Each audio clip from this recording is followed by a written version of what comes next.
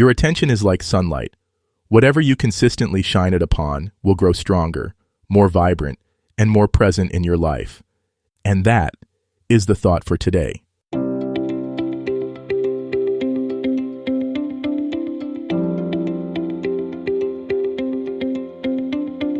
Welcome to 7 Good Minutes. I'm Clyde Lee Dennis.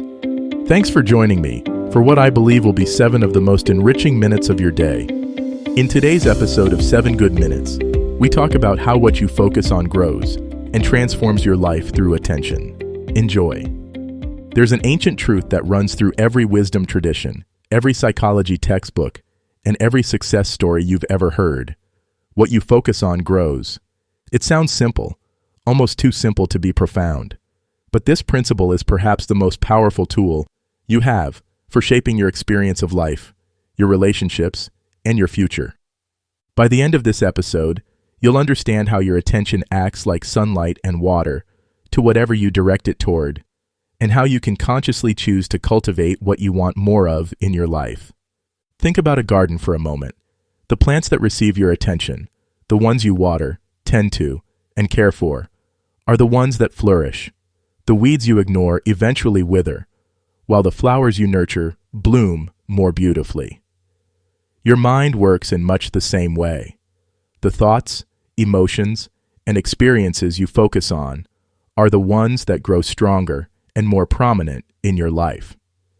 This isn't just metaphorical, it's neurological. Your brain literally rewires itself based on what you repeatedly focus on. Neuroscientists call this neuroplasticity, and it means that the neural pathways you use most often become stronger and more automatic. When you consistently focus on gratitude, your brain becomes better at noticing things to be grateful for. When you habitually focus on problems, your mind becomes expert at finding what's wrong. But here's what's both liberating and challenging about this truth. You have more control over your focus than you might realize, and less control than you might want. You can't simply decide to never think negative thoughts again, but you can learn to notice where your attention goes and gently guide it toward what serves you. Most of us have never been taught how to manage our attention consciously. We let it wander wherever it wants to go, often pulled by the loudest voice, the most urgent demand, or the most familiar worry. We focus on what's wrong in our relationships instead of what's working. We dwell on our failures instead of celebrating our progress. We give our mental energy to fears about the future instead of appreciating the present moment. This unconscious focus creates a self-fulfilling prophecy. When you constantly focus on what's lacking in your life, you train your brain to notice scarcity everywhere. When you habitually focus on what might go wrong, you create anxiety and miss opportunities for joy. When you repeatedly focus on other people's flaws, you damage your relationships and your own peace of mind. But the beautiful flip side is equally true. When you consciously focus on what's working in your life, you begin to see more evidence of success and abundance. When you direct your attention to the good in people, you start to experience better relationships. When you focus on possibilities instead of problems, you become more creative and resourceful. This doesn't mean ignoring real challenges or pretending everything is perfect. It means choosing where to invest your mental energy wisely. Problems need attention to be solved, but they don't need to consume your entire mental landscape.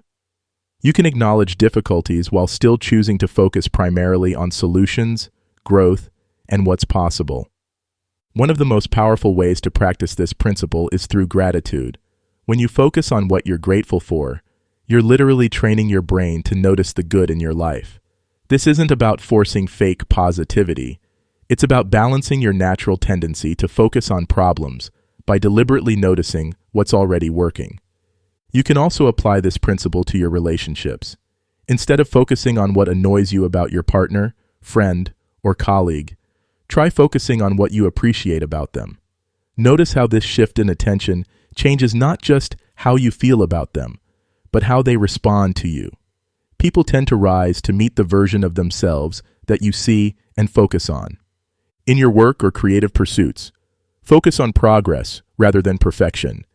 Instead of dwelling on how far you have to go, celebrate how far you've come.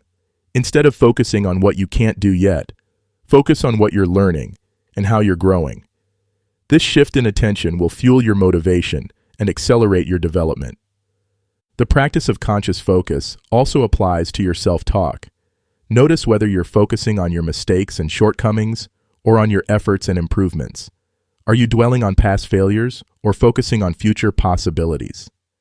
The story you tell yourself through your focus becomes the reality you experience. This principle works in your daily experience too. When you focus on how tired you are, you feel more tired.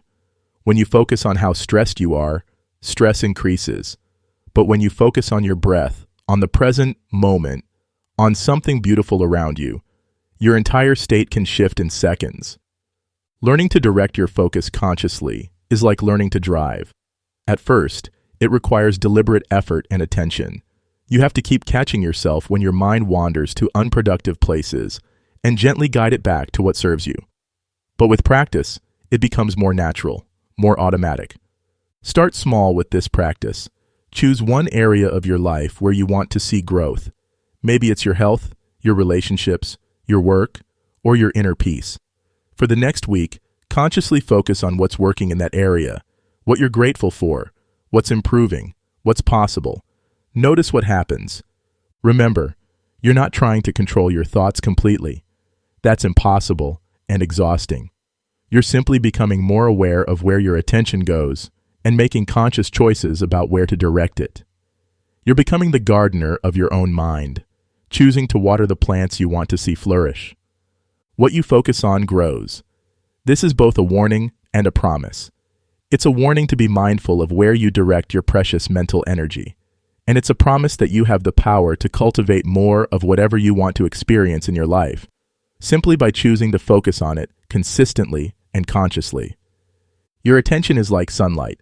Whatever you consistently shine it upon will grow stronger, more vibrant, and more present in your life. That does it for today's episode of 7 Good Minutes. Please take a moment to rate and review the show on the platform you're listening on. Until next time, let's be civil to one another out there. Thanks for listening.